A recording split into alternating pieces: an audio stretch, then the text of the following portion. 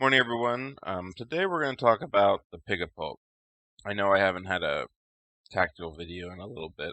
Normally just a lot of ranting and tournament review. So figured when I was thinking about ITC and what I saw with Gremlins and stuff, the Pigapult is a model which I feel is very useful to have in our arsenal. I also believe from what I've seen and what, talking to people, it is vastly overused. And I think of it as like a noob trap, actually. And I'm willing to be wrong here. I've seen a lot of people use it, and I sit there and I go, why?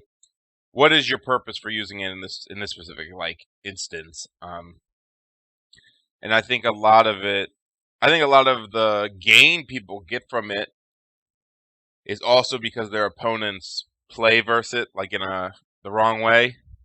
So I'll probably make some comments on that. So first off, let's just go over the model itself. A lot of you know what the Pigapult is, but a good bit of people actually don't know what it does. So it's 8 stones, it's a peon. That's important to know. It's defense 1, willpower 10, so it's really easy to hit with defensive things, hard to do any obeys or anything with it. Has 5 wounds, 2 walk, no charge, height 3. It can go reckless. It's insignificant, so it can't interact. It has armor 5, so it is weak versus things that ignore armor, but it really is tough to take down. It will take about 5 hits to kill otherwise. It can sacrifice a pig, it'll heal a wound, and that will become its ammo. So it has 3 actions on the back. One is a shot, so it's shot 6, 24 inches, ignore, line of sight, and cover. This is a big thing that people have trouble with. And it has a different damage track depending on the pig. If it's a normal pig, it's 2, 4, 6. If it's a stuffed piglet, it's 3, 5 blast, 7 blast. Obviously, the stuffed piglet does a lot more damage, but because of the condition the stuffed piglet gives when it is sacrificed, the shot becomes shot 5 with uncheatable damage. If you don't have any ammo, it's shot 4, 12-inch range, 2, 3, 5, and you still ignore line of sight and whatever. And then it has a 1 tactical action that it can target a friendly height 1 model within 2 inches and place anywhere within 24, and they get paralyzed. Alright, so that's pretty straightforward. So what do we see the Pigapult for? Obviously, it's either damage or throwing people or both. I do find the model to be overused. I'm not sure because people it's an investment to me. So if you're gonna shoot it, right? If you're gonna do damage with it, and let's say you're not into throwing your height 1 models like your value gremlins, just for whatever reason, you're taking it for damage. To shoot it 5 turns, it takes 18 soul stones. That's not cheap, right? That 18 soul stones to shoot. It does 3 damage, 3, 5, 7. I'm talking about stuffed piglets, right? It does good damage. 3 shots a turn, 18 soul stones. That is not ridiculous, in my opinion, right? The ridiculous part is that it can really has a lot of reach, but it can only kill so much a turn. You only get the 3 shots. And I think people play very scared of it. They'll try to keep everything out of range of it, but then the minute you creep one thing in, it just gets shot, but then your other things aren't threatening anything. I'm not saying it's easy to play against. I'm not saying, it's just run at it. But kind of like in Warhammer, people have the same problem, right? You face 2 cannons, and then they have a demon prince, 2 flying chimeras, and maybe something else big, right? So in theory, the cannons can take down your big things with some nice shots. But what people would do is they'd hide everything, bring one thing out, that one thing would get shot, and then they'd bring something else out, and that one thing would get shot. Instead, the tactic was, and if you ever played on the other side with the cannons, it was scary, is you just push everything forward, right? Really fast. Say, here's 4 targets, you have 2 cannons. Best case, you kill 2 things. Worst case, you kill none. Average, you kill 1. I'll take the loss, and then I'm going to kill everything, right? Because once the Pigapult gets engaged, it's pretty useless at that point.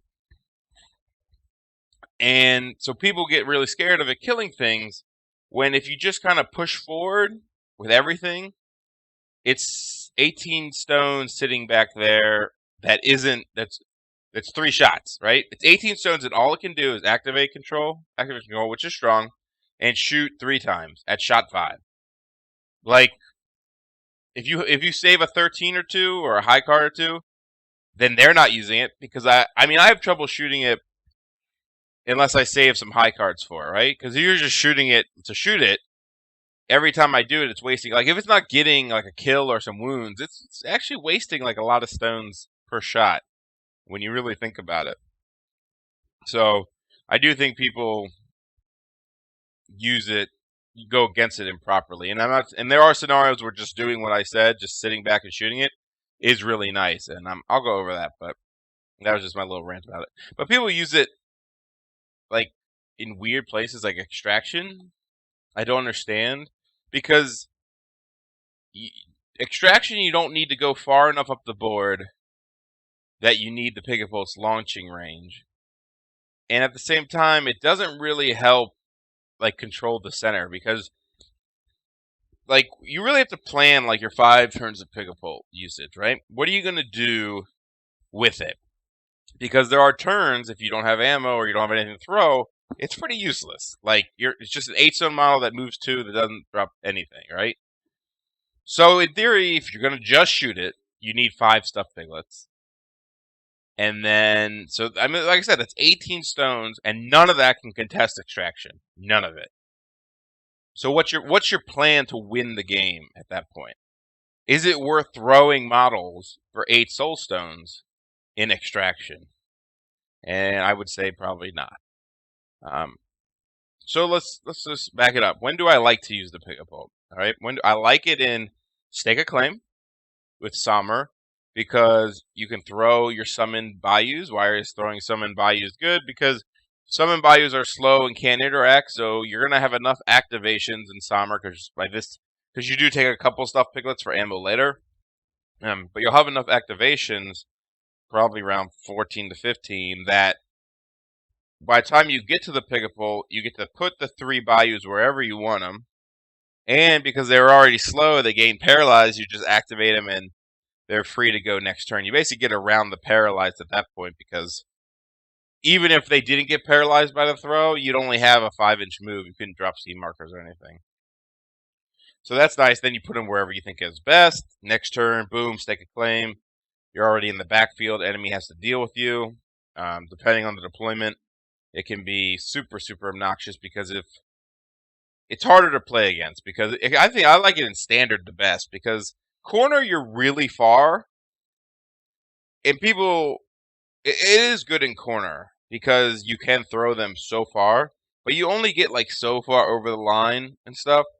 I think corner, it's more predictable where you're gonna try to land, because there's less ground that's over the center line to land on compared to like normal deployment. So I do think it can be picked off a little bit, but in standard, you just put it and you just launch them so far back that the enemy has to deal with them. And if you go activate first, you drop a Stake a Claim, it's done its job. If they run a model back there to kill you, which they kind of have to stop you from continuing to Stake a Claim, you've already got one down. That's already a big AP advantage for you. So I like it to Stake a Claim, and when I do it, I run about 3 stuffed piglets. The reason I run 3, not really just for activation control, because I already have that with Sommer, it's to threaten shots afterwards. Because I do think it's good to Stake a Claim, because you know they're going to have to come to your side of the board, and they're probably going to do it with something small, and you can save your hive card and basically pick off their Stake a Claim guys, and then the game is pretty much over at that point, because they can't do Stake a Claim and you can. So I like it there, and that's and I don't take 4 stuffed piglets because you don't need to shoot every turn. Sometimes the threat of shooting is enough, but sometimes in Stake a Claim, because it is very like scheme based, like you win the game by dropping Stake a Claims and all that kind of stuff. Killing isn't 100% necessary to that level. So sometimes I'm not going to take a horrible shot on like some random thing if I only have 3 stuffed piglets. And usually last turn the game is kind of locked up and you're not shooting anything. And also there's a chance that turn 2 or 3, I might need to launch something. I might need to throw more Bayou Gremlins out there to either engage or, stake a claim for the next turn. So I think 3 Stuffed Piglets is that sweet spot of points and whatnot and activations. So stake a claim's obvious. Like, that's where I take it a lot recently.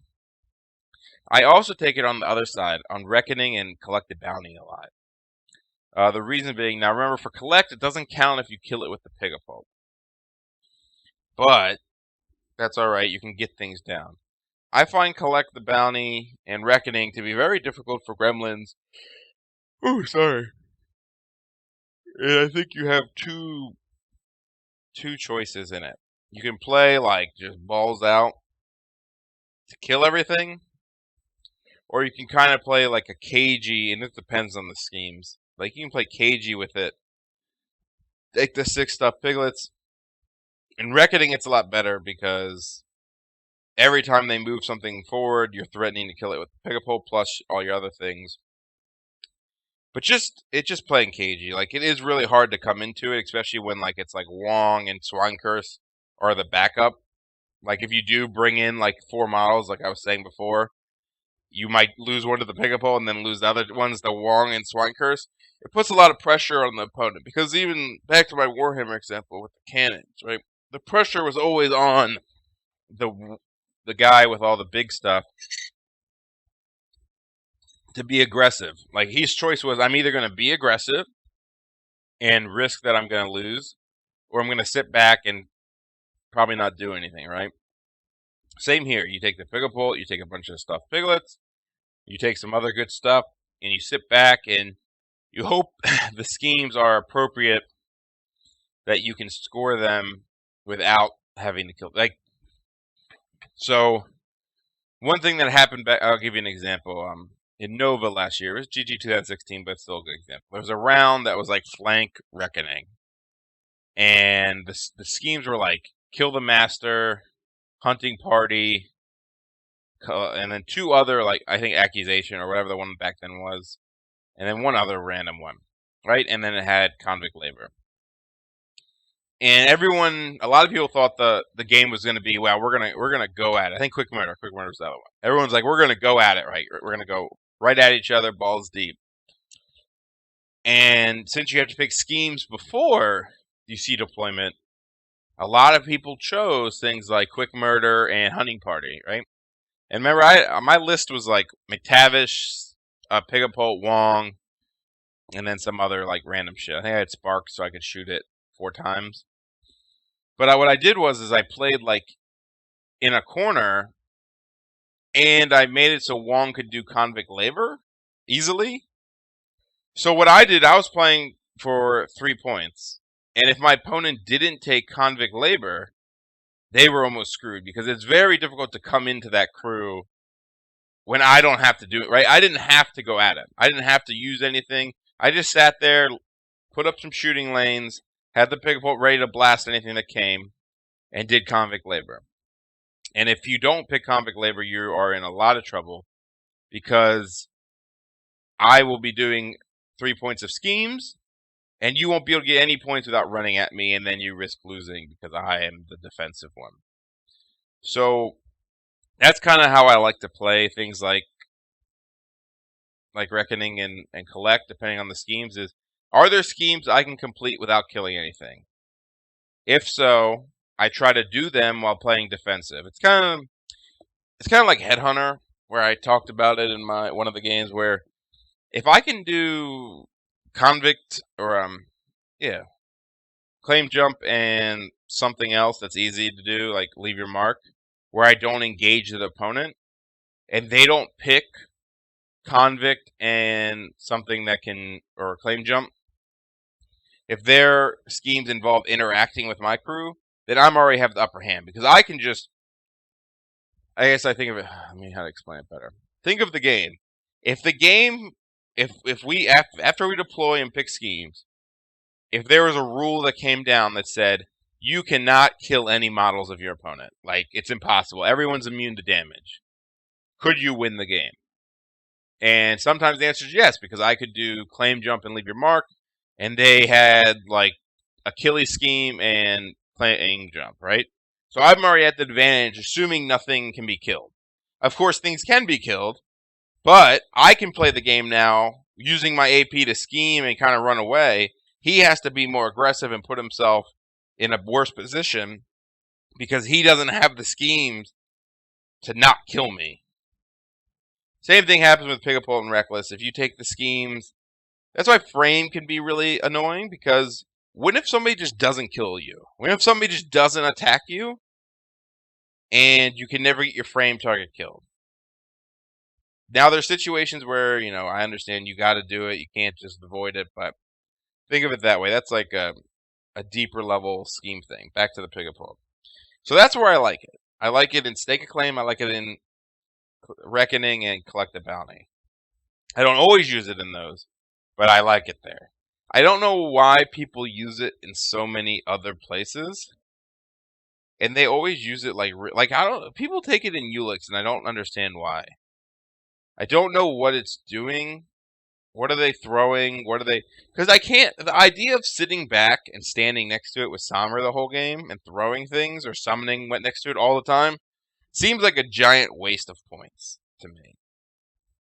So I summon once and then I walk away from it and then hopefully have 2 or 3 stuffed piglets to shoot as ammo. I do think it's a noob trap, and maybe, I don't get it, why people use it in every scenario. It just seems really weak. I know people are really scared of it, and the threat of it's always nice, but I don't know, I rarely leave a game that I didn't take it and be like, I wish I had a Pigapult right now. Now, as I said, I don't take it all the time. Maybe the threat of just having it is a lot greater than I've been realizing. Like, I think people are like super scared of it. Going into it, like, you really just have to run at it, because a lot of people waste a lot of points sitting around the Pigapult with other models, and if you could just engage it, like, it really doesn't do anything. I don't know. That's my thoughts on the Pigapult. Be careful with how you use it. Think about what its uses are. Think about what you're going to do with it every turn. Think about if it helps you score. I think that's another big one. It really helps in Stake. It helps in Collect and Reckoning. But really think about if you need it. Because for the ammo cost and for its points value, it doesn't do like a ton of damage. Now, it's really obnoxious. I think it's good versus newer players because they don't know how to position well and they don't like threaten you.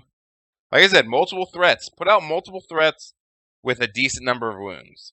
And what is it going to do? You need you flop down a 13, it misses 2 of its shots, and then what? It does 3 damage to one model, and then you're good to go? That's how I see it, from an enemy perspective. Now, if I can drain your hand, and I know I have 12s in my hand, then I can get the most out of the shooting.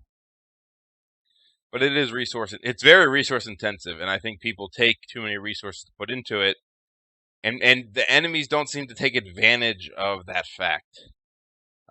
Though I did see a lot of Pigapult lists get crushed this weekend, but people were very scared of it. So that's my little 20-minute video on Pigapults. A great model to have in your arsenal. It really, I think, takes a lot to use it properly, position it properly, throw your models properly, know what you're going to do every turn.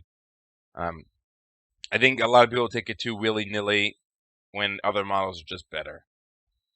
So yeah, like I said, use it and enjoy it, and watch your opponents be really angry when you use it. But I still think it's a little bit of an overreaction. I think people still play against it very poorly, and maybe they'll learn. But don't just stop using it every game. I really think it's worse for you if you use it every game. Now, go prove me wrong and win a tournament using a Pigapult every game, and then maybe just like Fingers, I'll change my mind. Thanks for listening. Hope this was helpful.